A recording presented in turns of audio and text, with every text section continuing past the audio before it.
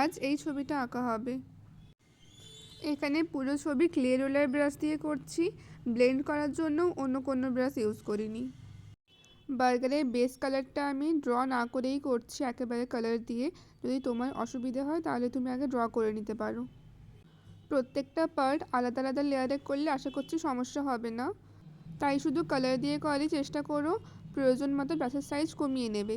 যেমন উপরের অংশটা করার জন্য আমি ব্রাশের সাইজ বড় রেখেছিলাম, তারপরে মাঝখানের যে রেডটা ওটা করার জন্য একটু সরু রেখেছিলাম। এইভাবে বাড়িয়ে কমিয়ে নেবে। আমি এইভাবে সব লেয়ারগুলো সাজিয়েছি।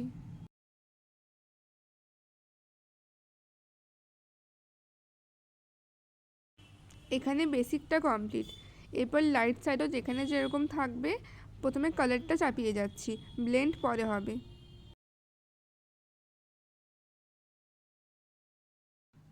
এবার আমি ক্লে রোলার ব্রাশ দিয়ে ব্লেন্ড করা শুরু করছি। এবার ব্লেন্ড করতে গিয়ে যদি মনে হয় আরও কোথাও কালার চাপাতে হবে সেটাও করবে, আর খুব প্রয়োজন ছাড়া পুরো কালারের ওপর দিয়ে ব্রাশ না চালানোই চেষ্টা করবে। এখানে দেখো আমি একটা কালারকে আরেকটা কালারের সাথে মেশানোর জন্য শুধু সাইডগুলোকেই ব্লেন্ড করছি। যেখানটায় লাইট কালার দিয়েছি ওটা বেশি লাইট হয়ে গেছিলো বেশ, পুরোটার সাথে ব্লেন্ড করা যাচ্ছেও না, তাই একটা মিডিয়াম কালার দিয়ে দিলাম। একবার ব্লেন্ড করা শুরু হয়ে গেছে মানে আর কালার চাপানো যাবে না এমন কিন্তু নয়। এখানে মিডিয়াম ব্রাউনটা আর একটু দিচ্ছি। নিচের দিকটা তো ডার্ক হবে, তাই সরু করে একটু লাইন টেনে সেটাকে ব্লেন্ড করব। এরপর যাচ্ছি নেক্সট পার্টে। কালার করার সময় এক্স্যাক্ট সেম শেড দিতে না পারলেও যেন লাইট যেখানে আছে সেখানে লাইট হয়, যেখানে ডার্ক আছে সেখানে ডার্ক হয়। এবার ব্লেন্ড করা শুরু করেছি। এখানে অবশ্যই ব্রাশের সাইজ কমিয়ে ব্লেন্ড করবে।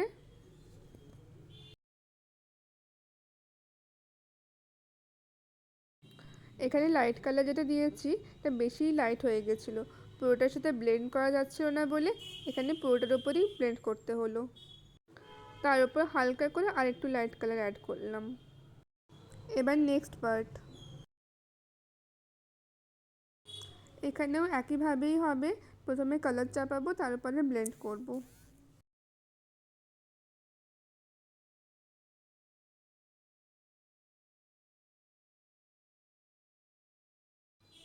এখানটা একটুখানি কঠিন আছে, ডার্ক শেডটা শুধু সাইডে সাইডে না দিয়ে মাঝখানেও এখানে ওখানে দিতে হবে, কোথাও ফাঁকা রেখে রেখে। এটা ব্লেন্ড করার পর এর ডার্ক শেডটা চাপাবো। এর আগে যে ব্রাউন শেডটা দিয়েছি তারও এখানে ওখানে কালারটা দেব। এরপর যে ফাঁকা জায়গাগুলো ছিল সেখানে লাইট শেড দেব, আর কোথাও কোথাও একটু রেডের শেড দেব। ব্লেন্ড করলেই এই পার্টটা কমপ্লিট। এখানেও ডার্ক লাইটের শেডটা একটু দেখে দেখে দিতে হবে। এটা যেহেতু ছোট জায়গা তাই ব্লেন্ড করার সময় পুরোটার উপর ব্রাশ চালানোর কোনো প্রয়োজন নেই।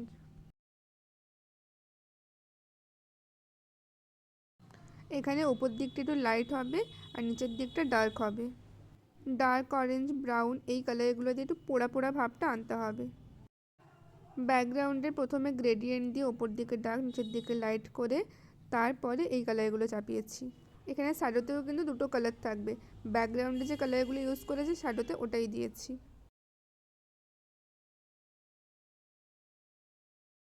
আমি এভাবেই ফাইনাল করব ভেবেছিলাম, তারপরে এগুলো দেওয়ার কথা মনে পড়লো। এগুলো সলিড ফিল ব্রাশের সাইজ কমিয়ে করেছি, একটু বেশি হয়ে গেছিলো তাই কয়েকটা কমিয়ে দিলাম। ওপরের অংশটা বেশি বড় লাগছিল বলে সাইডগুলো একটু মুছে নিলাম। এবারে ছবি কমপ্লিট।